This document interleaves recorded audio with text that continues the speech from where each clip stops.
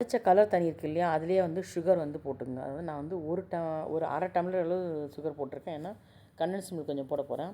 Sugar நல்லா கரைச்சிட்டு, ரொம்ப பாகுபாதம் வேணாம், கரைச்சிட்டு 80% வேக வச்சுருக்கீங்களே அந்த அந்த அந்த ரைஸை அப்படி தட்டிடுங்க. கலர் ரைஸை தட்டிட்டு நல்லா மிக்ஸ் பண்ணி விடுங்க.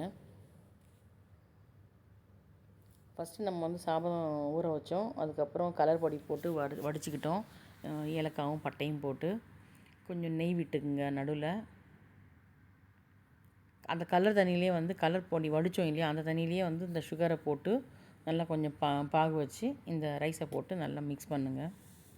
தேவைக்கு வேணும்னா கொஞ்சம் தண்ணி கொஞ்சம் ஊற்றிக்க, இது சுடுறது அந்த கலர் தண்ணி ஊற்றிக்கலாம் தம் போடுறதுக்கு. இது அப்படியே நம்ம வந்து மூடி போட்டு தம் போட வேண்டியது தான். லாஸ்ட்டாக வந்து நான் என்ன பண்ணேன், கண்டென்ஸ்டு மில்க் சேர்த்துருக்கேன்.